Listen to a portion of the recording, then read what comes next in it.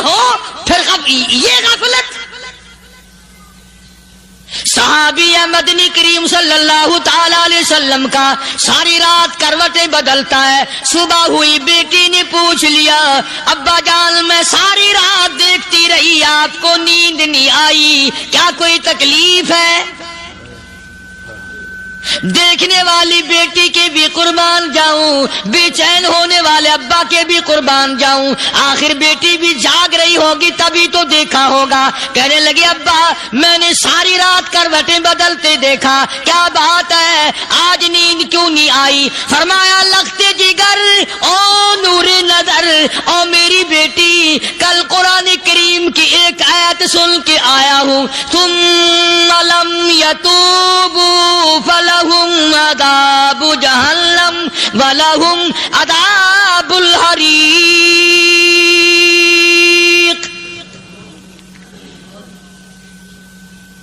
او میری بیٹی جس نے قرآن کریم کے ذریعے جہنم کی خبر سن لی ہو, جہنم کے انگاروں کی خبر سنی ہو, جس نے جہنم کی تباہ کاریاں سن لی ہو, او میری بیٹی نیند کیسے آئے؟ کیسے نیند آئے؟ امام شافعی رحمت اللہ علیہ اتنے بڑے جلیل القدر ولی کامل ہے, وقت کی امام ہے, پرہیزگار متقی ہے. اپنی بیٹی کو فرمانے لگے لختے جگر تیری آنکھیں بگڑتی چلی جا رہی ہیں, میں دیکھتا ہوں تو ساری رات نیند نہیں کرتی, ساری رات سوتی نہیں, مصلی پہ کھڑی ہو کر قرآن پڑھتی رہتی ہے, تو کچھ نیند کر لیا کر, آنکھوں سے محتاج ہو جائے گی. عرض کرنے لگے ابا جان نیند آتی ہے, بستر پہ لیٹ جاتی ہوں, آنکھ لگنے کو ہوتی ہے, فوراً میرے دل میں خیال آتا ہے شافی کی بیٹی تو نے تو بستر سنبھال لیا, صبح تیری نہ معلوم زمین کے اوپر ہوگی یا لاکھوں من مٹی کے نیچے ہوگی. پھر میری نیند اکھڑ جاتی ہے, پھر کھڑی ہو کر خدا کا قرآن پڑھتی ہوں. وہ ساری رات قرآن پڑھا کرتے تھے, اور بدقسمت قوم تمہیں صبح اٹھ کر قرآن کا سپارہ پڑھنے کی توفیق نہیں ہے.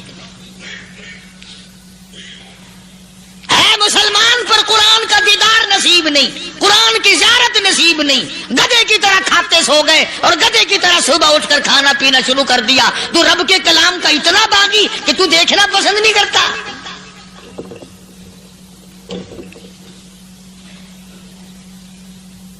اور دنیا کی چیز اگر گھر میں نہ ہو, ٹھنڈے ٹھنڈے سانس مارتے ہیں عورتیں بھی, ہاں جی اپنی زمین کوئی نہیں نا, اپنی ہاں جی مکان اچھا اپنے پاس کوئی نہیں, فلاں چیز اپنے پاس کوئی نہیں. کبھی کسی نے ٹھنڈا سانس مارا کہ ہم 10 آدمی ہیں گھر کے, ایک آدمی بھی قرآن پڑھنے والا نہیں, ہم سارے کے سارے پتہ نہیں کیسے اکٹھے ہو رہے ہیں. اگر دل میں عظمت ہو, ڈاکٹر ہو, افسر ہو, وزیر ہو, آخر ہے تو انسان, ہے مسلمان, ہے مدنی کریم صلی اللہ علیہ وسلم کا امتی, پھر قرآن سے اتنا دور کیوں ہے؟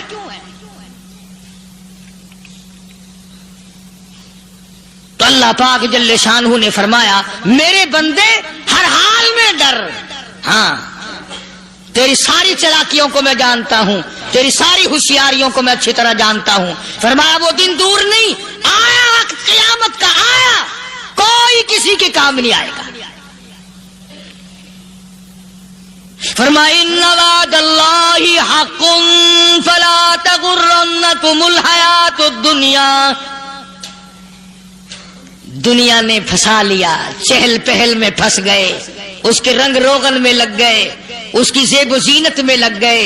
رات اسی کی سوچ ہے, دن میں اسی کا فکر ہے, اور مرنے کا کسی کو بھی فکر نہیں. قرآن کریم کی آخری سورت, آخری لقمان کی آخری آیتوں میں عجیب مضمون رکھا ہے. فرمایا ان اللہ عندہ علم الساعۃ وینزل الغیث. قیامت کا ٹھیک وقت اللہ کے سوا کوئی نہیں جانتا. کسے معلوم ہے ابھی اگلے منٹ میں کیا ہو جائے گا, سیکنڈ میں کیا ہو جائے گا. اچھا ایک بات میرے ذہن میں آئی, یہ بڑے بڑے لوگ آپ کو ملیں گے دیہاتوں میں بھی, بازاروں میں بھی, شہروں میں بھی, فلانا بزرگ غیب کی باتیں بتایا کرتا تھا، فلانا ولی یوں بتایا کرتا تھا. کبھی یہ بھی تو پوچھنا کہ اس ولی نے کبھی یہ بھی بتایا کہ میں مروں گا کب، کس دن مروں گا؟ جب اپنی موت کا پتہ نہیں تو اور کسی چیز کا کیا پتہ ہے؟ صرف اٹکل پچو تیر لگانے والی بات ہے. ابھی چند مہینے ہوئے یہاں میرے پاس چند نوجوان آئے ملتان شہر سے اور کہنے لگے کہ 25,000 کی چوری ہو گئی ہے، بتا کدھر کون لے گیا، کدھر لے گیا. میرے پاس آئے یہاں. میں نے کہا بتا دوں گا پر آدھے لوں گا. کہنے لگا نہیں نہیں دیکھنا جی اتنا تو نہ کرو. اور میں نے کہا وہ سارے ہی چلے گئے یار. یقین کرو میں یہاں چارپائی میں بیٹھا ہوں دروازے کے باہر، عصر کے بعد پوری پارٹی آئی اسی شہر کی کہ 25,000 روپیہ گم ہو گیا ہے، بتا کدھر گیا ہے. سب لوگ کہتے ہیں قاری حنیف بتاتا ہے. سنو قاری حنیف بتاتا ہے، یقین کرا دوں گا میں.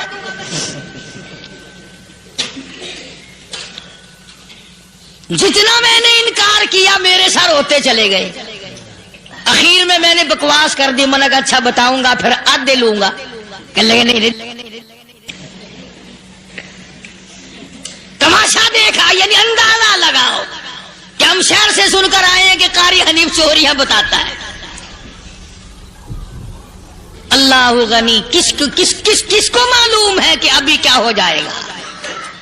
اللہ پاک نے کسی کو نہیں بتایا. فرمایا ان اللہ عندہ علم الساعۃ وینزل الغیث. قیامت کا ٹھیک وقت کسی کو معلوم نہیں، بارش کا کوئی پتہ نہیں کب ہوگی، کتنی ہوگی. تم ابھی کہہ رہے ہوگے کہ جی محکمہ موسمیات والوں کو پتہ چلتا ہے. ان 3 مہینے میں یہ محکمہ موسمیات والے کئی دفعہ کہہ چکے ہیں کہ بندہ باندی ہوگی، مگر کچھ بھی نہیں ہوا.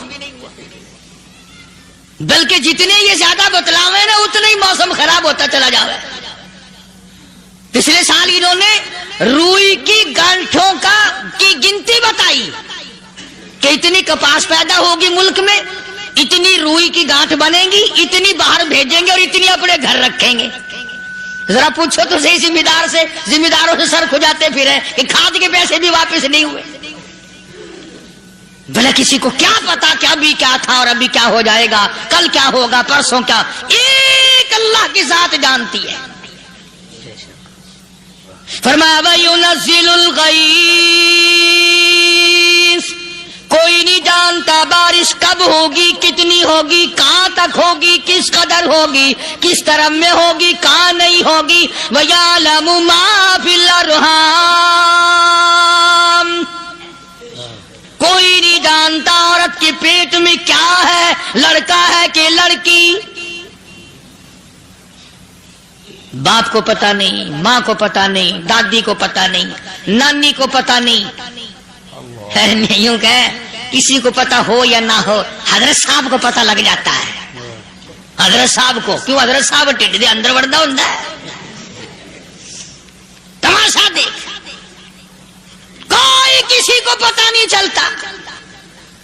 اور خدا نے اپنی خدائی کسی کو تقسیم کر کے دینی نہیں. لم یلد ولم یولد، نہ میرے ماں باپ، نہ میں کسی کا باپ، نہ میری اولاد، نہ میں کسی کی اولاد. اللہ الصمد، بے نیاز، بے مثل، بے مثال. ہمیشہ سے ہوں اور ہمیشہ رہوں گا. سام میرے محتاج ہو، میرے دروازے کے گداگر ہو، میرے دروازے کے فقیر ہو، میرے دروازے کے دستے نگر ہو. آؤ مانگو کھاؤ، موت آئے مر جاؤ. اگر اکڑو گے فرمایا پھر میں نے بڑی بڑی سزائیں دی ہیں لوگوں کو. ہاں میں تو توبہ بھی منہ سے نہیں نکلنے دیتا. کلمہ تو کلمہ ہائے نہیں کرنے دیتا میں. جب میں موت کا پیغام دوں یکدم دل کی حرکت بند ہو جاتی ہے. آئے بھی نہیں، اوئی بھی نہیں، اف بھی نہیں، کچھ بھی نہیں. فرمایا وَيَعْلَمُ مَا فِي الْأَرْحَامِ، کسی کو پتہ نہیں عورت کے پیٹ میں کیا چیز ہے. دیکھو نا، جس نے 9 مہینے بچہ پیٹ میں رکھا، جب بچہ پیدا ہوتا ہے نا خود ماں بھی کان لگاتی ہے، بتائیں گی لڑکا ہے کہ لڑکی ہے. बेताबी से इंतजार करती है, बड़ी बेकरारी से इंतजार करती है औरत कि ये दाई बोले, कोई और पास वाली बोले, कोई और छोटी बड़ी घर की औरत बोल के बताए कि लड़का है कि लड़की है। और जिसने 9 महीने पेट में रखा, जब उसको पता नहीं तो परली तरफ बैठे हुए हज़रत साहब को पता कैसे चल गया। वयअलमु मा फिल अरहाम, ज्यादा से ज्यादा तुम्हें ये कहेंगे जी फलाने बुजुर्ग ने दुआ की थी, अल्लाह मियां लड़का देगा, लड़का हो गया, ठीक है, दुआ तू भी मांग, बुजुर्ग भी मांगे, पीर भी मांगे, फकीर भी मांगे, आलिम भी मांगे, माँ भी मांगे, बाप भी मांगे, खानदान सारे मांगो।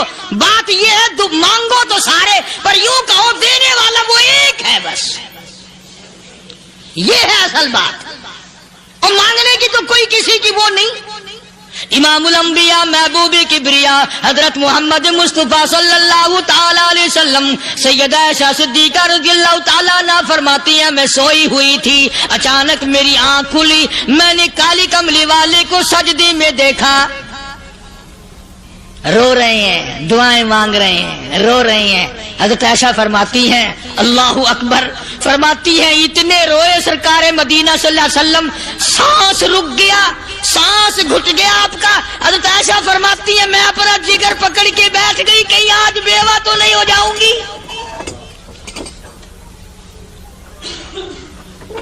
नबी ने इतना मांगा, इतना मांगा, इतना मांगा, इस कायनात में मांगने वाला कोई आया ही नहीं। हर आन मांगा, हर लम्हा मांगा, हर घड़ी मांगा, और इतना मांगा। मेरी बात लिख के ले जाओ इंशाअल्लाह, कच्ची पक्की बात नहीं।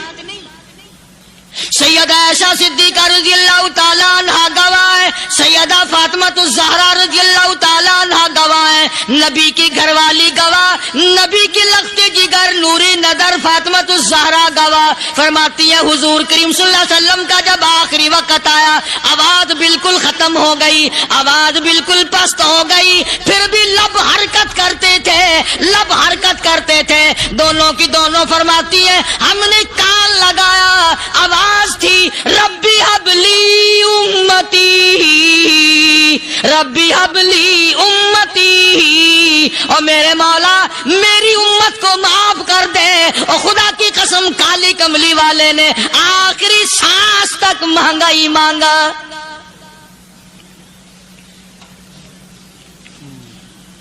चाहे तेरे लिए मांगा, उम्मत के लिए मांगा, मगर हर वक्त मांगा। और यूं फरमाया कि मैदान हशर में जब लोग चारों तरफ से परेशान होकर, आजिज होकर, तंग होकर, धक्के खाकर, जलील होकर, अंबिया अलैहिस्सलातु वस्सलाम के मशवरे से जब हुजूर करीम सल्लल्लाहु अलैहि वसल्लम के दरबार में आएंगे, मिशकात शरीफ में हदीस मौजूद है, इरशाद हुजूर करीम सल्लल्लाहु अलैहि वसल्लम का, फरमाया लोग मुझे सिफारिश के लिए कहेंगे अल्लाहु अकबर कबीरा। तो यूं फरमाया, ये नहीं फरमाया कि मैं अल्लाह मियां को टेलीफोन करूंगा कि देखना जरा ख्याल करो उम्मत आ रही है मेरी, या उम्मत को ये कहे कि रुका ले जाओ, बल्कि यूं फरमाया जैसे उम्मत आकर के मुझे परेशान करेगी मैं सजदा करूंगा, मैं सजदा करूंगा। उस वक्त भी सर मेरा दर तेरा, झोली मेरी अता तेरी। और हदीस पाक का अगर मजमून पढ़कर देखो सारे मजामीन हाल हो जाएं। यूं फरमाते हैं खुद हुजूर करीम कि मैं इतना लंबा सजदा करूंगा, उस वक्त क़यामत में इतना लंबा सजदा करूंगा कि 7 दिन 7 रातें का वक्त 1 हफ्ते के बराबर वक्त लग जाएगा, मैं सर सजदे से नहीं उठाऊंगा। इतना लंबा सजदा करूंगा कि 1 हफ्ते के मिकदार वक्त लग जाएगा। ये मिकदार क्यों फरमाया? क़यामत का दिन है ना, दिन ढलना नहीं, छुपना नहीं, रात आनी ही नहीं, रात तो है ही नहीं ना, इसलिए फरमाया 1 हफ्ते की मिकदार दिन लग जाएगा, वक्त खत्म हो जाएगा पूरा हफ्ते के बराबर। इसके बाद अल्लाह पाक मुझे फरमाएंगे इरफा रासी का या मोहम्मद सल्लल्लाहु अलैहि वसल्लम, मेरे महबूब सर उठाओ, سل مانگو توتا دوں گا، مانگو دیا جائے گا، سوف یعطیک ربک فترضی، تیرا رب تجھے راضی کر دے گا۔ صحابہ اکرام رضوان اللہ تعالی علیہ مجمعین نے عرض کر دیا یا رسول اللہ صلی اللہ علیہ وسلم آپ کس وقت راضی ہوں گے؟ کتنے لوگ جنت میں چلے جائیں گے، دوزخ میں چلے جائیں گے، آپ کس وقت راضی ہوں گے؟ خدا کی قسم اس محسن کائنات کا کیا کہنا کالی کملی والے نے جو ہم پر مہربانی فرمائی، یوں فرمایا جب تک ایک ایک امتی کلمہ پڑھنے والے کا ہاتھ پکڑ کر جنت میں نہ لے جاؤں میں محمد الرسول اللہ کو چین نہیں آئے گی، ایک ایک کو لے جاؤں گا اور چین نہیں آئے گا مجھے اس وقت بھی۔ تو عرض یہ کر رہا تھا کہ قرآن کریم نے اور تمام چیزوں میں عقیدے کا سدھار کہ عقیدہ بناؤ، یہ جو عقیدہ ہے نا اس کی حیثیت ایسی ہے جیسے پہلی اینٹ عمارت کی، اگر اینٹ ٹیڑھی ہو گئی تو ساری عمارت ٹیڑھی ہو جائے گی، اگر عقیدہ صحیح نہیں تو سارے اعمال ٹیڑھے ہو جائیں گے، اور اگر عقیدہ صحیح ہے تو اعمال بھی اور تمام افعال بھی اخلاق بھی تمام کی بنیاد جو ہے وہ صحیح رہے گی اور اچھی توفیق ہوگی۔ یہ عربی کلمہ ہے، آپ اور میں اگر کلمے کا معنی سمجھ لیں پھر بھی بات بنتی ہے، یہی تو معنی لا الہ الا اللہ، کوئی نہیں بگڑی بنانے والا، کوئی نہیں حاجت روا، کوئی نہیں مشکل کشا، کوئی نہیں تیرا ہاتھ پکڑنے والا، کوئی نہیں مجھے اور آپ کو اولاد دینے والا، کوئی نہیں بیوی بچے دینے والا، کوئی نہیں یہ ہر روز روٹی کھلانے پانی پلانے والا اس کے سوا کوئی نہیں، الا اللہ، ایک اللہ کی ذات ہے۔ اور فرمایا کہ یہ بتایا کس نے کہ یہ سب کچھ کرنے والا کون ہے؟ محمد الرسول اللہ صلی اللہ علیہ وسلم، کہ ہمارے آقا اور مولا حضرت محمد الرسول اللہ صلی اللہ علیہ وسلم نے بتایا۔ تو قرآن کریم کی آیتوں نے وضاحت کر دی وما تدری نفس ماذا تکسب غدا، کسی کو پتہ نہیں کل کیا ہو جائے گا، صبح کو کیا ہو جائے گا، شام کو کیا ہو جائے گا۔ وما تدری نفس بأي أرض تموت، کوئی نہیں جانتا موت کس جگہ پہ آئے گی۔ کسے معلوم ہے کہ میری قبر کہاں بنے گی؟ کوئی نہیں جانتا میرے اس بدن کو جانور کھا جائیں گے، کسی کو علم نہیں ہے کہ قبر کا گڑھا ملے گا کہ نہ ملے گا، کفن ملے گا کہ نہ ملے گا، نماز جنازہ نصیب ہوگی کہ نہ ہوگی، غسل نصیب ہوگا کہ نہ ہوگا، کوئی نہیں جانتا۔ کلمہ پڑھتے موت آئے گی یا کنجری کے گانے سنتے گاتے موت آئے گی؟ کس کو علم ہے کہ آخری کلام جو دنیا میں ہوگا وہ درود پاک ہوگا یا قرآن کریم ہوگا یا دعا ہوگی یا استغفار ہوگا، اور یا گالی منہ سے نکلے گی، دم نکل جائے گا؟ کسے معلوم ہے؟ اس لیے فرمایا وما تدری نفس بأي أرض تموت، کوئی نہیں جانتا موت صبح آئے گی یا شام آئے گی، بیوی بچوں کے سامنے آئے گی یا اسپتال میں، کوئی پاس ہوگا بھی یا کہ نہیں جس وقت موت آئے گی؟ کسے معلوم؟ سجدے میں آئے گی یا کنجری کی گود میں آئے گی؟ کیا پتا، فلم میں آئے گی یا مسجد میں آئے گی؟ پچھلے دنوں ایک جگہ ایک آدمی نے صبح کی اذان دی، بڑی اچھی اذان دیا کرتا تھا، اللہ کا نام بلند کیا، زمین پہ بیٹھا اور ختم، فجر کی اذان دی، جو سنے انہوں نے کہا یار ابھی تو اذان دی تھی، بس اللہ کی طرف لوگوں کو بلایا اور خود دنیا سے رخصت ہو گیا۔ ہاں کسی کی موت یوں بھی آیا کرتی ہے، کسی کی سجدے میں آ جاتی ہے، کسی کی مراقبے میں آ جاتی ہے۔ اللہ اکبر۔ کسی کی نماز میں آئے اللہ کی طرف دھیان لگے ایسا لگے کہ لگی جائے وہ چلا ہی جائے. ہمارے استاد محترم مولانا عبد الخالق صاحب رحمۃ اللہ علیہ یہاں کبیر والے میں تھے، بہت بڑے عالم، جید عالم، سمندر تھے علم کے. بس صبح کی نماز کے بعد مراقبے میں بیٹھے اللہ اللہ کر رہے ہیں، بس جیسے اتحیات میں بیٹھتے ہیں نا اسی طریقے سے بیٹھے تھے. دن چڑھ گیا، بھتیجے نے آ کر کے کہا حضرت ناشتہ تیار ہے، جواب کوئی نہیں. پھر کچھ دیر کے بعد آیا کہ حضرت ناشتہ تیار ہے، جواب کوئی نہیں.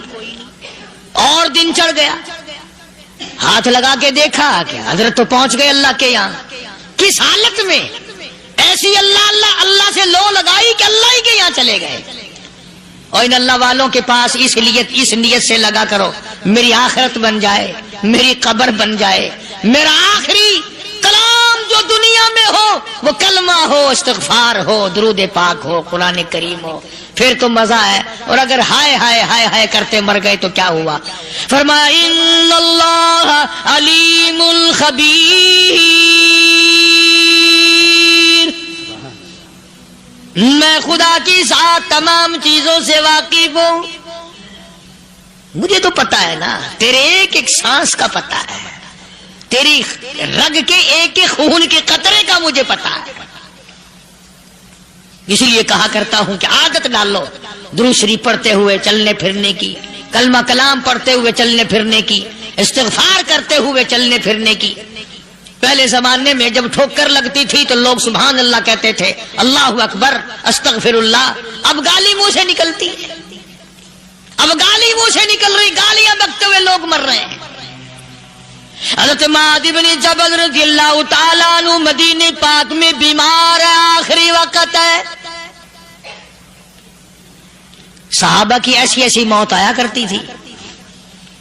چاروں طرف جتنے گھر والے بیٹھے ہیں، اماں بھی، بیٹی بھی، گھر والی بھی، بہن بھی، بھائی بند بھی، قبیلہ بھی، خاندان بھی. مدینہ شہر ہے، کالی کملی والے کا شہر ہے. حضرت معاذ بن جبل کا آخری وقت ہے. چاروں طرف بیٹھنے والے بھی تلاوت کر رہے ہیں قرآن کریم کی، خود معاذ بن جبل بھی تلاوت فرما رہے ہیں. اچانک حضرت معاذ رضی اللہ تعالیٰ عنہ رونے لگے.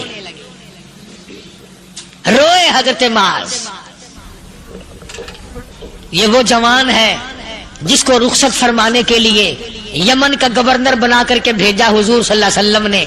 حضور صلی اللہ علیہ وسلم اس کو روانہ فرمانے کے لیے کئی میل پیدل تشریف لے گئے. ہاں حضور کے صحابہ.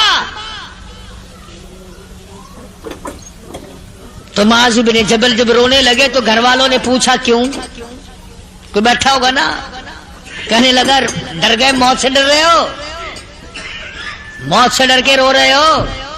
حضرت معاذ کہنے لگے نہیں، موت سے کیا ڈرنا، میں کیوں ڈروں موت سے، اس نے تو آنا ہی آنا ہے، میں نہیں ڈرتا. انہوں نے کہا پھر رویا کیوں رو رہے ہو؟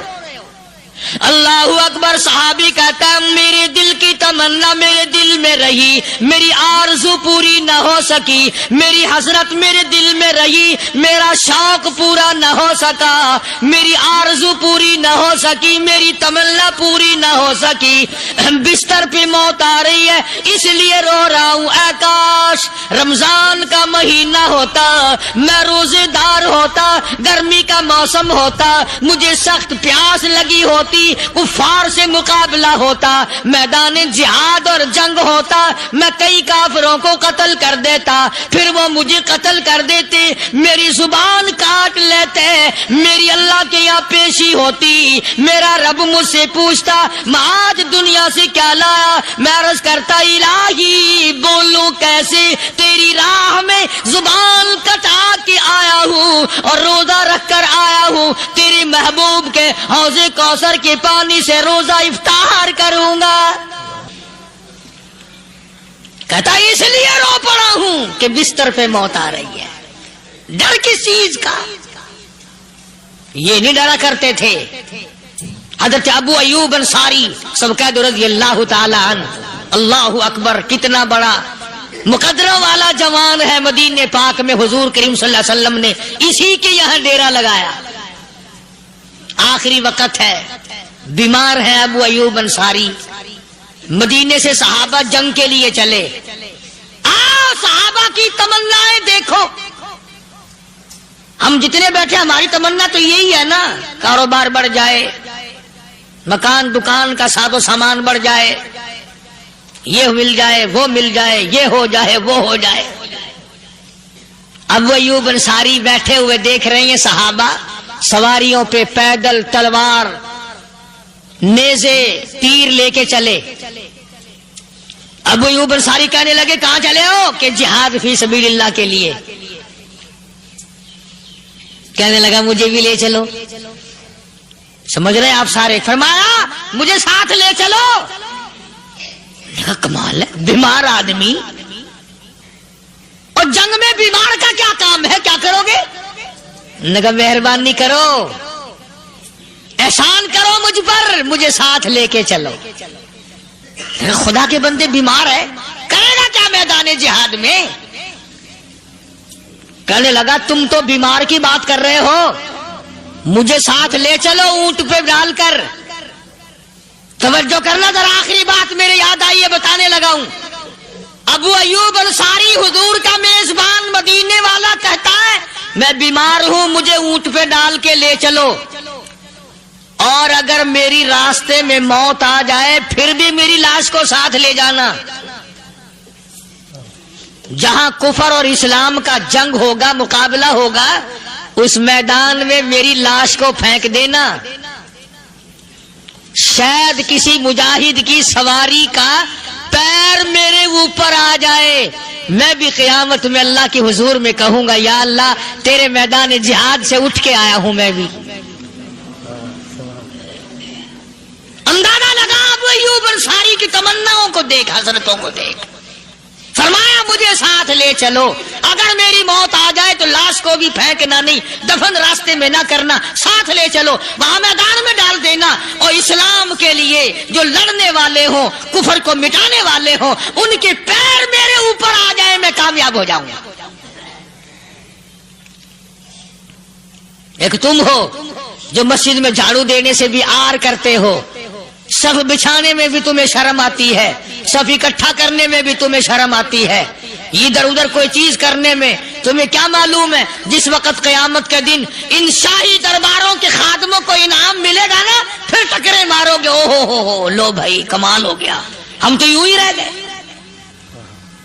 آج توفیق نہیں رہی. اللہ سے مانگ، سوتے بھی مانگ، جاگتے بھی مانگ، ہر وقت مانگ، وہی تیری میری جھولی بھرے گا. اسی کی عطا اور بندہ نوازی سے ہم سب کا کام چلے گا. فرمایا ان اللہ علیم خبیر، میں تمہاری ضروریات کو بھی جانتا ہوں، ہر چیز کا مجھے پتا ہے. اللہ مجھے اور آپ کو عمل کی توفیق عطا فرمائے. جیسے بہادر فرمانے لگے جو یوں کہے گا میرے نبی فوت ہو گئے میں اس کی گردن اتار ماروں گا. میرا نبی فوت نہیں ہو سکتا، میرا نبی دنیا سے نہیں جا سکتا، میرا نبی ہمیشہ ہمیشہ کے لیے رہے گا. لیکن جناب ابو بکر صدیق نے قرآن کریم کی آیت سنا کر کے سمجھایا. فرمایا وما محمد الا رسول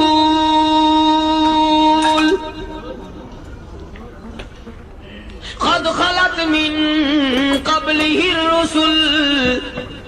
او لوگو ہر نبی آئے رخصت ہو گئے، ہر نبی آئے رخصت ہو گئے. دنیا نہ پائیدار جگہ ہے، عارضی زندگی، مستعار زندگی، نہ پائیدار زندگی، فانی زندگی ہر کوئی لے کے آتا ہے، جب جانے لگتا ہے تو پتہ بھی نہیں چلتا.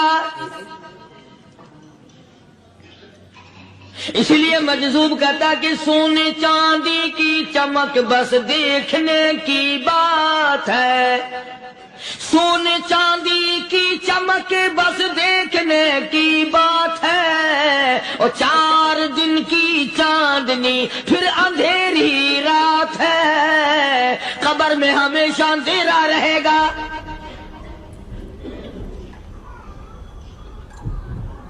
صحابہ اکرام نے وہ صدمہ دیکھا، وہ پریشانی دیکھی، کائنات میں کسی نے نہیں دیکھی. کسی نے بیوی کے مرنے کا صدمہ اٹھایا ہوگا، کسی نے جوان بیٹے کی موت کا صدمہ دیکھا ہوگا، کسی نے امی کے مرنے کا صدمہ دیکھا ہوگا، کسی نے ابا کے مرنے کا صدمہ دیکھا ہوگا۔ خدا کی قسم بلال سے جا کے پوچھو، جب کالی کملی والے کا تجھے دیدار نہ ملا تیرا کیا حال بنا؟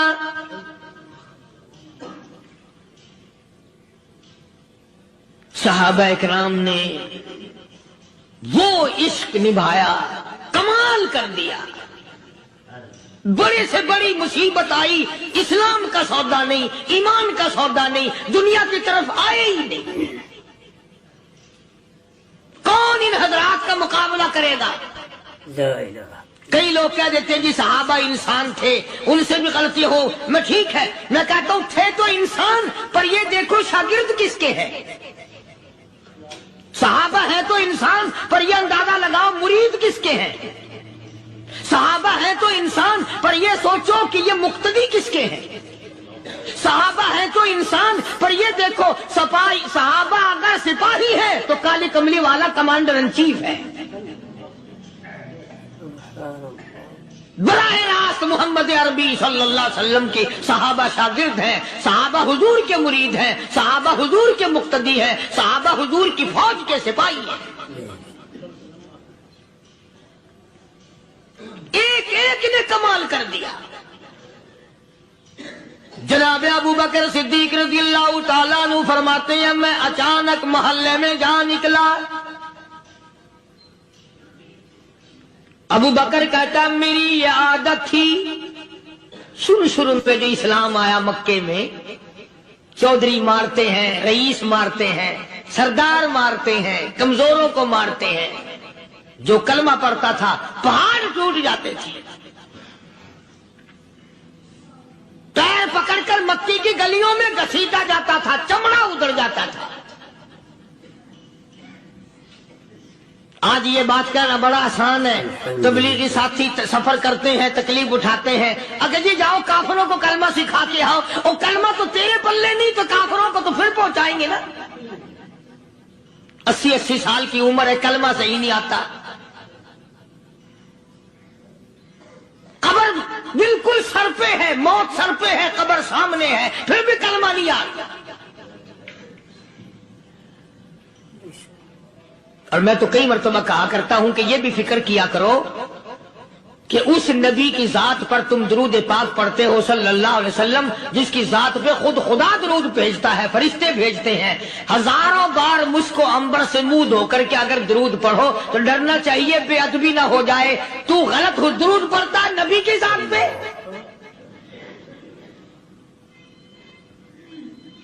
اور اس کو صحیح کرنے کا فکر نہیں رکھتا۔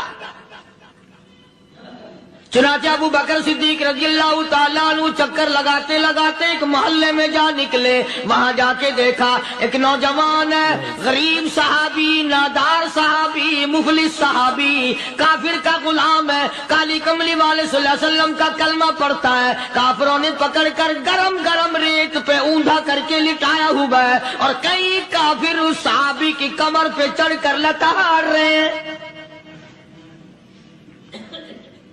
اس کی کمر پہ چڑھے ہوئے ہیں۔ جناب ابو بکر صدیق رضی اللہ تعالیٰ عنہ فرماتے ہیں میں نے دور سے دیکھا، میں سمجھ گیا کوئی غریب آدمی ہے۔ جب میں قریب گیا فرماتے ہیں میری آنکھ نے دیکھا ابو فقیہ صحابی، میں نے پہچان لیا۔ کئی آدمیوں کے لتاڑنے کی وجہ سے، کئی آدمیوں کی کمر پہ چڑھ جانے کی وجہ سے ابو بکر کہتا ہے اتنی لمبی ابو فقیہ کی زبان باہر نکل آئی، منہ سے زبان باہر لٹکی ہوئی ہے، مار رہے ہیں کافر۔ جناب ابو بکر صدیق رضی اللہ تعالیٰ عنہ نے فرما دیا نہ مارو، اللہ کا بندہ ہے۔ وہ کہنے لگے بندہ تو اللہ کا ہوگا، غلام ہمارا، اور کلمہ اس نبی کا پڑھتا ہے، ہمارا غلام ہو کر کلمہ پڑھتا ہے، کیوں؟ جب تک جان سے نہ مر جائے گا ہم چھوڑیں گے نہیں، ہم اسے ختم کر کے دم لیں گے۔ اس نبی کا کلمہ پڑھتا ہے، ہمارے سامنے پڑھتا ہے۔ جناب ابو بکر صدیق رضی اللہ تعالیٰ عنہ نے منع کر دیا، منع کرنے میں اور زیادہ مچر گئے اور زیادہ خرمستی کرنے لگے۔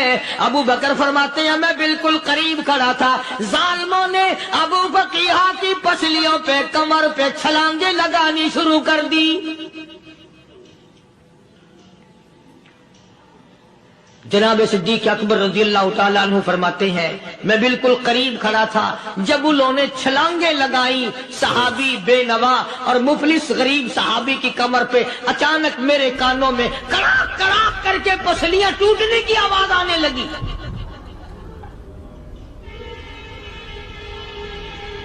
میرے سے برداشت نہ ہوا، میں برداشت نہ کر سکا۔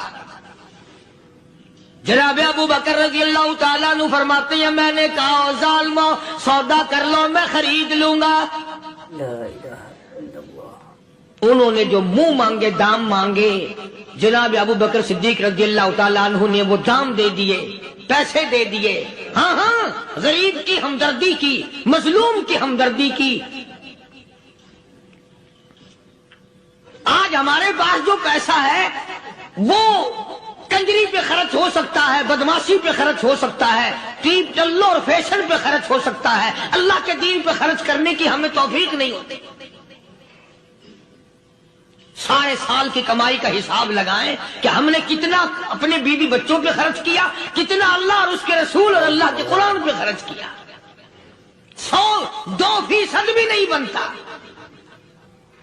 جناب ابو بکر رضی اللہ تعالیٰ عنہ نے ابو بقیہ رضی اللہ تعالیٰ عنہ کو خرید لیا، کافروں کے نیچے سے نکال لیا، کپڑے جھاڑے، زخموں پہ مرہم پٹی کی۔ ابو بکر دوڑے دوڑے پانی کا پیالہ لے آئے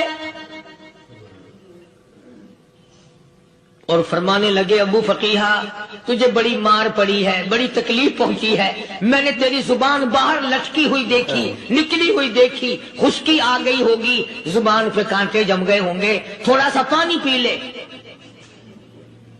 ابو بقیہ کہتا ابو بکر تیرے احسان کا بدلہ خدا دے گا، تیری مہربانیوں کا بدلہ خدا دے گا، میں نہیں دے سکتا، تو نے پیسے خرچ کر کے مجھے آزاد کرایا، میں تجھے دعا دے سکتا ہوں، میں غریب ہوں، میں نادار ہوں، میں مفلس ہوں، میں مسکین ہوں، اور ابو بکر تنگ نہ کر، میں پانی پی نہیں سکتا۔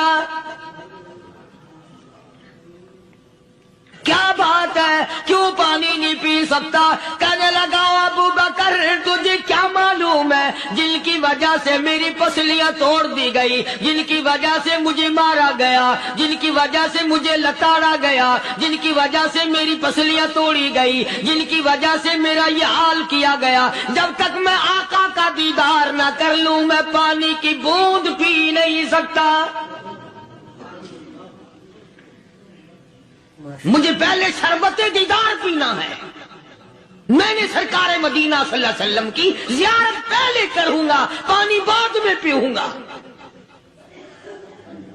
او ابو بقیہ تجھے تو بڑی سخت مار پڑی ہے، تجھے تو بڑی تکلیف پہنچائی گئی ہے، میں تجھے حضور کے دربار میں لے کے چلوں گا، تو پانی تو پی لے۔ کہتا کوئی مجنوں بتاتا ہے، کوئی کہتا ہے دیوانہ، کوئی مجنوں بتاتا ہے، کوئی کہتا ہے دیوانہ، یہ تو مرض عشق احمد کا ہوا بیمار میں بھی ہوں۔ اور ابو بکر تجھے کیا معلوم ہے مجھے عشق لگا ہوا ہے، مجھے سوز و گداز لگی ہوئی ہے، میں اپنے دل میں کسی کو بسائے بیٹھا ہوں، جب تک اس آقا کا دیدار نہ کر لوں مجھے چین نہیں آئے گا۔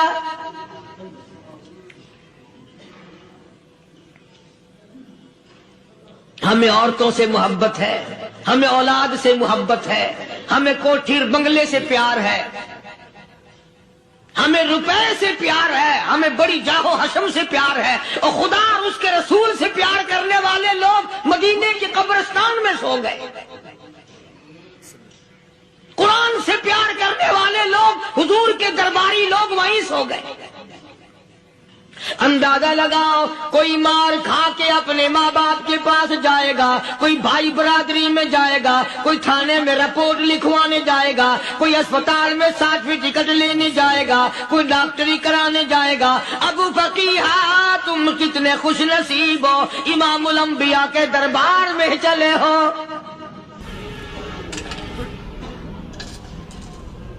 حضور اکرم سب کہہ دو صلی اللہ علیہ وسلم کے دربار میں ابو فقیہہ کو لایا جا رہا ہے۔ علماء نے لکھا ہے کہ جب ابو فقیہہ حضرت کے دربار میں پہنچے تو خبر تو پہلے تھی نا کہ بڑی مار پڑی ہے، رحمت کائنات نے اٹھ کر سینے سے لگا لیا، تشریف فرما ہوئے۔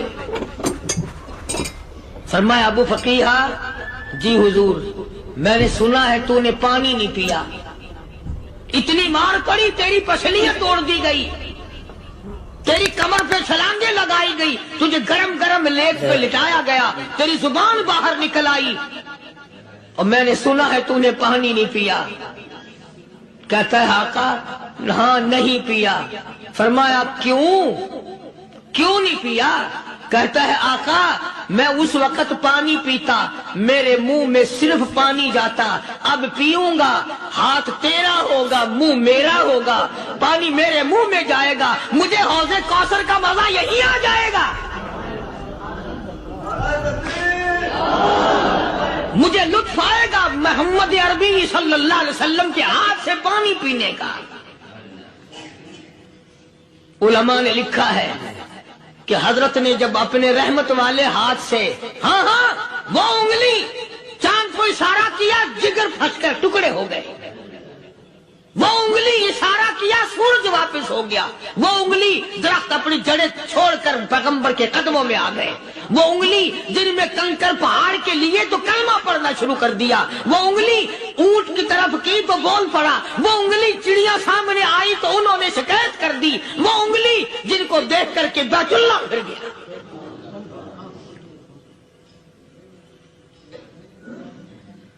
مدنی کریم صلی اللہ علیہ وسلم نے یوں پانی کا پیالہ اٹھایا، ابو فقیہہ نے پیالہ پکڑنے کے لیے یوں آگے کو ہاتھ کیا، فرمایا اب وہی بات ہوگی، ہاتھ میرا ہوگا منہ تیرا ہوگا، میں اپنے ہاتھ سے پلاؤں گا۔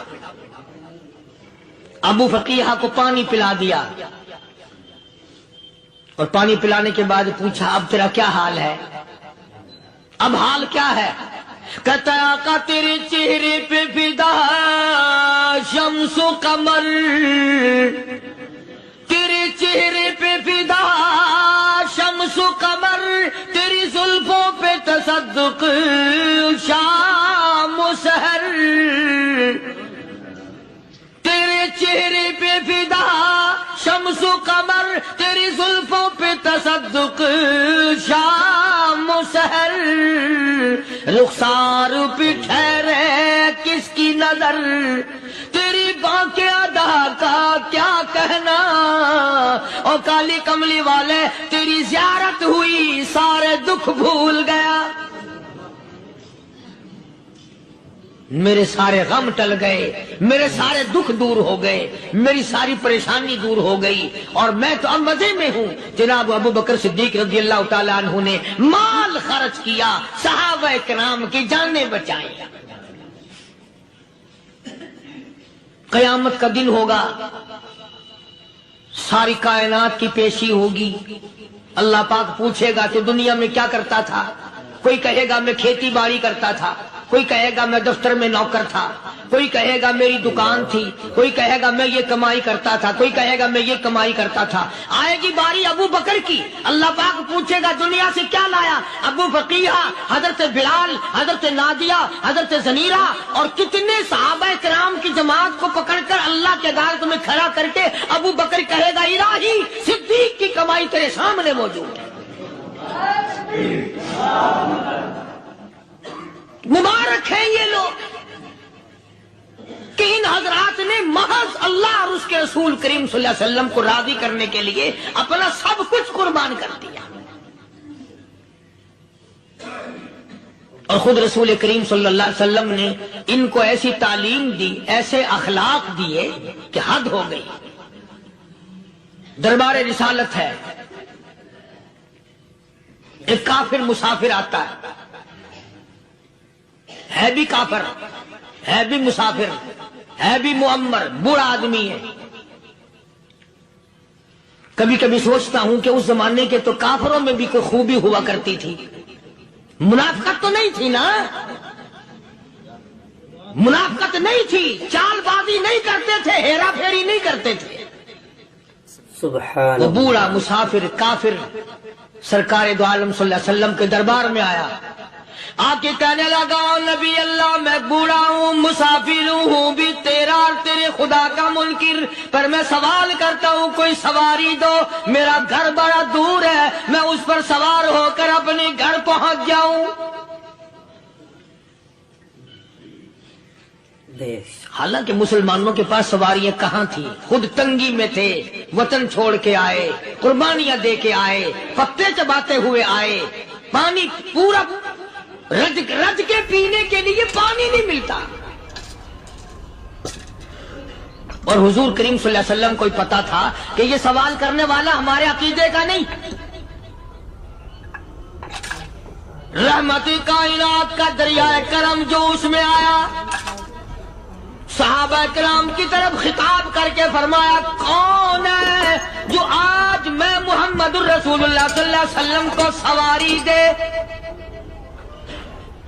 کون ہے جو آج مجھے سواری دے، میں جنت میں اعلیٰ درجے کی سواری کا وعدہ کرتا ہوں۔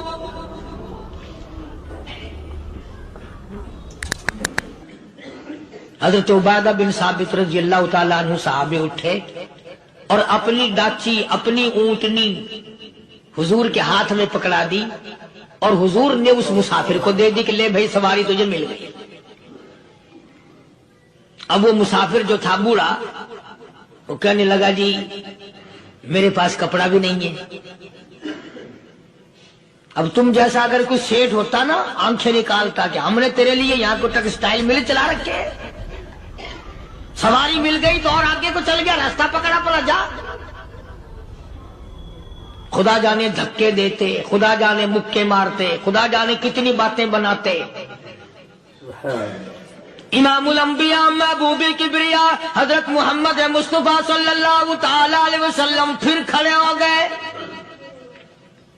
صحابہ کرام کو خطاب کر کے فرمایا کون ہے جو آج مجھے کپڑا دے، کل میں جنت میں اعلیٰ درجے کی پوشاک اور لباس جوڑوں کا وعدہ کرتا ہوں۔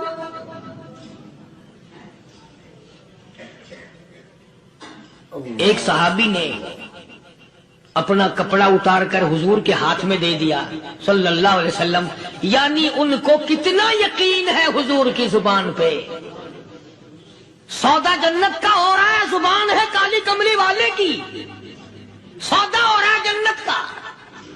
اور آج تمہیں سارا قرآن سنا دو، اس سنانے والے کا بھی ڈھلا کے سننے والا، مولوی کہتے رہتے ہیں یار کوئی بات نہیں، جنت کس نے دیکھی ہے؟ صحابہ کرام میں سے کسی نے کپڑا دے دیا، حضور کریم صلی اللہ علیہ وسلم نے کپڑا لیا اور اس مسافر کو دے دیا کہ لے بھی کپڑا بھی مل گیا۔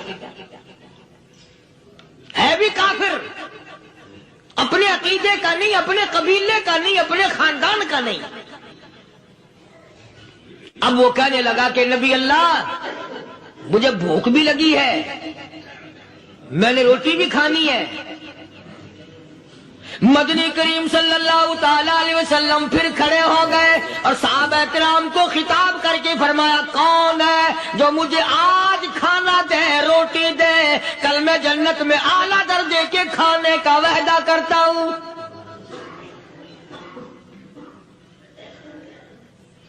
اس سوال کا جواب پورے مجمع میں سے نہ ملا، یوں لکھا علماء نے 300 صحابہ کا مجمع بیٹھا ہوا تھا، فاقہ ہو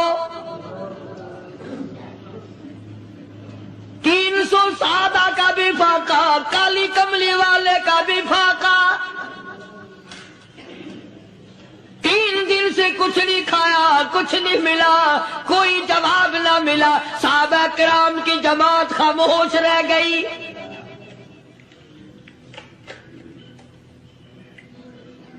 سلمان فارسی رضی اللہ تعالیٰ عنہ اٹھے اور اس مسافر کا ہاتھ پکڑا اور کہنے لگا میں تجھے ایسے دروازے پہ لے کے چلوں گا جہاں سے کچھ نہ کچھ کھانے کے لیے مل جائے گا۔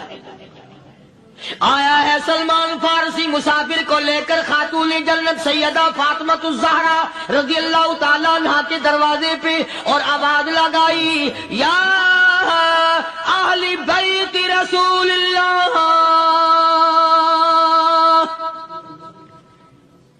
انطعموا فی سبیل اللہ،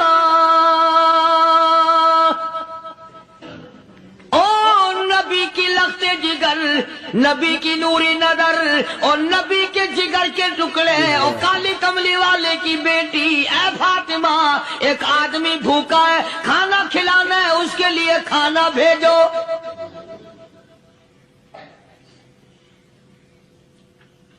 اندر سے آواز آتی ہے اور رونے کیسی آواز میں جواب ملا، سیدنا حسن سیدنا حسین رضی اللہ تعالیٰ عنہما، ان کی شکلیں دیکھو، 4 دن کے فاقے نے بچوں کی شکل بگاڑ دی۔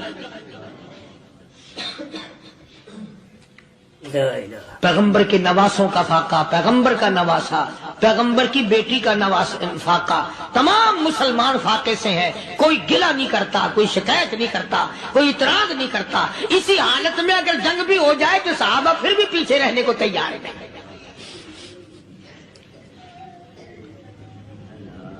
جب اندر سے یہ جواب ملا کہ تمہارا تو 3 دن کا فاقہ ہے، فاطمہ کہتی ہے میرا اور میرے بچوں کا 4 دن کا فاقہ ہے، تو سلمان فارسی اس مسافر کو لے کے واپس ہونے لگا۔ اندر سے آواز آتی ہے خالی نہ جاؤ، میرے سر کی چادر لے جاؤ، یہ لے جا کر یہودی کے پاس گروی رکھ دو، گہنا رکھ دو، غلہ لے آؤ، میں پیس پکا کے کھلا کے بھیجوں گی۔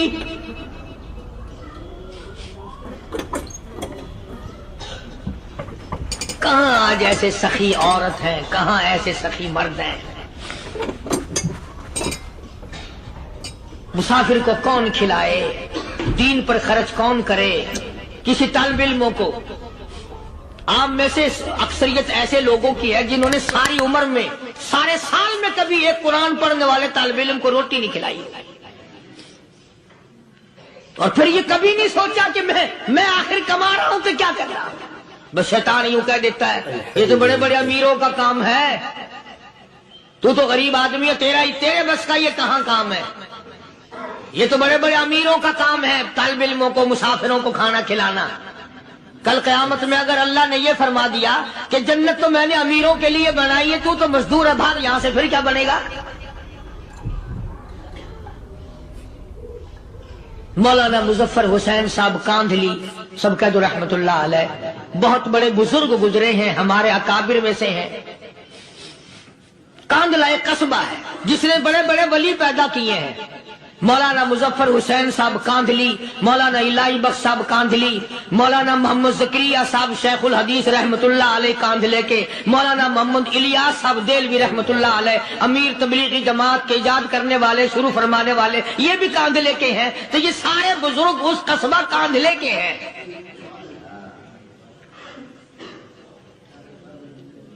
تو مولانا مظفر حسین پانی پت سے پیدل چل دیے اپنے کاندھلے کرانے کی طرف۔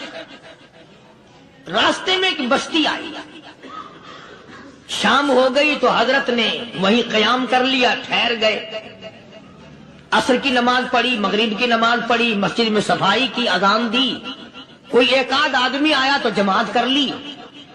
وہ جو آدمی آیا اس نے پوچھا مولانا آپ مسافر ہیں؟ کہ جی ہاں۔ کہ رات کو یہی رہو گے؟ کہ جی حضور۔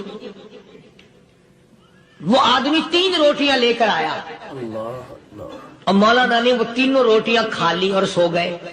تو مولانا فرماتے ہیں کہ مجھے اس رات میں حضور اکرم صلی اللہ علیہ وسلم کا 3 مرتبہ دیدار مل گیا، 3 مرتبہ حضور کی مجھے زیارت ملی۔ مولانا فرماتے ہیں میں تو اگلے دن بھی وہاں ٹھہر گیا کہ یہ جگہ چھوڑنے کی ہے، جہاں اتنی بڑی دولت ملے یہاں تو ساری عمر پڑا رہے آدمی۔ تو حضرت فرماتے ہیں کہ اگلے دن وہی مسافر مولانا مسافر ہیں، وہی آدمی ہے، 2 روٹیاں لے کر آیا اور مولانا فرماتے میں نے 2 روٹیاں کھا لی تو اس رات کو مجھے 2 مرتبہ حضور صلی اللہ علیہ وسلم کا دیدار ملا. میں تیسرے دن بھی وہی ٹھہر گیا. تیسرے دن شام کو وہی آدمی 1 روٹی لے کر آیا اور میں نے وہ روٹی کھا لی تو اس رات کو حضور کریم صلی اللہ علیہ وسلم کی 1 مرتبہ زیارت ہوئی، 1 مرتبہ دیدار ملا.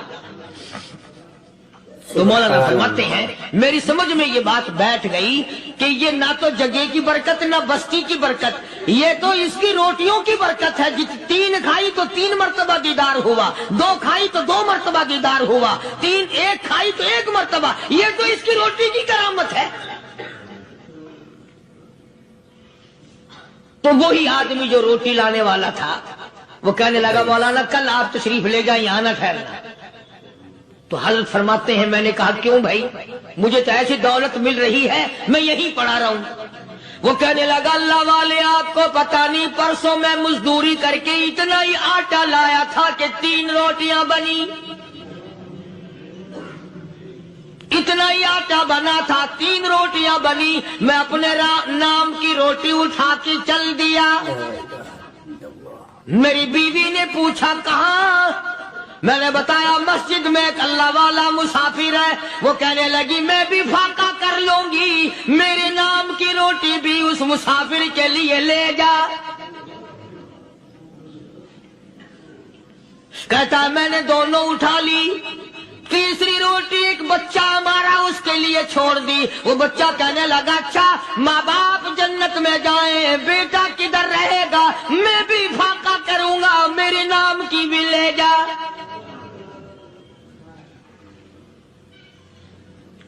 میں نے 3 روٹیاں لا دی اور اگلے دن جو میں نے مزدوری کی اس کی 3 روٹیاں بنی.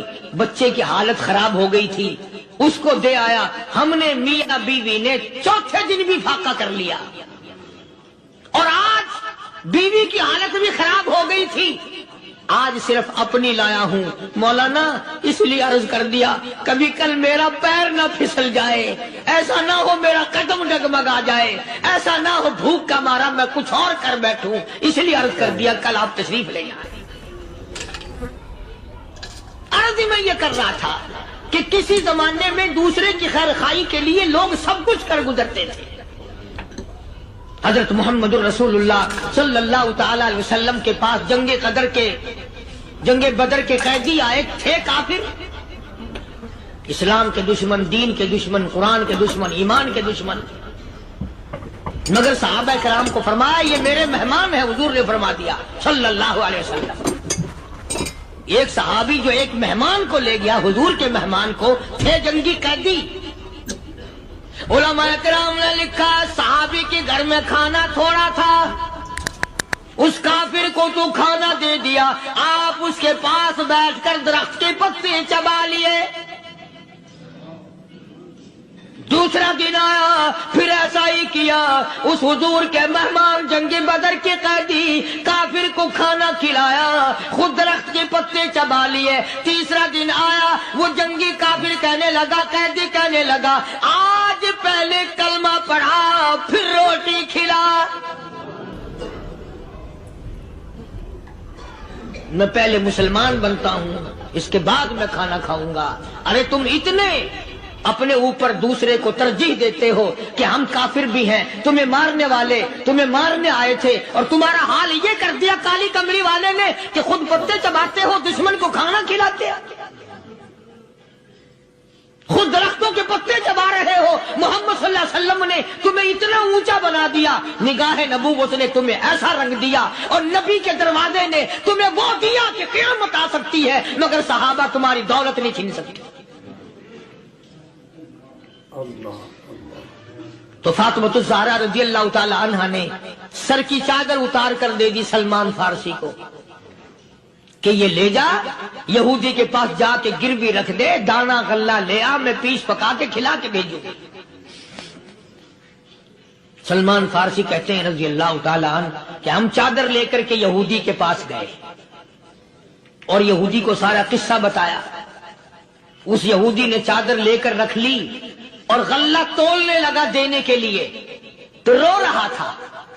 ہم نے پوچھا تجھے کیا ہوا، تو کیوں رویا؟ کہنے لگا مسلمانوں، ہماری توریت میں واقعہ موجود ہے، قصہ موجود ہے، آخر الزماں پیغمبر صلی اللہ علیہ وسلم کی بیٹی کی دروازے پہ ایک بھوکا کافر مسافر آئے گا، اس کا پیٹ بھرنے کے لیے نبی کی بیٹی اپنی چادر اتار کر گروی رکھ دے گی، یہودی کے پاس غلہ منگوا کے کھانا کھلائے گی۔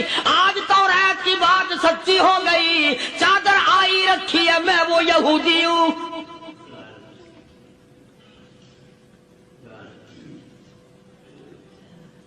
اور غلہ تول کر دے دیا۔ سلمان فارسی کہتے ہیں یہودی میری ساتھ ساتھ چل دیا۔ خاتون جنت سیدہ فاطمہ الزہرا رضی اللہ تعالی عنہا کے دروازے پہ آیا، اور جب ہم نے غلہ دے دیا، چادر بھی اندر یہودی نے پہنچا دی کہ میں چادر بھی واپس دینے آیا ہوں، اور سلمان کو کہنے لگا اب دیر نہ لگا، دیر نہ کر، کیوں؟ میری توریت نے تصدیق کر دی کہ یہ نبی برحق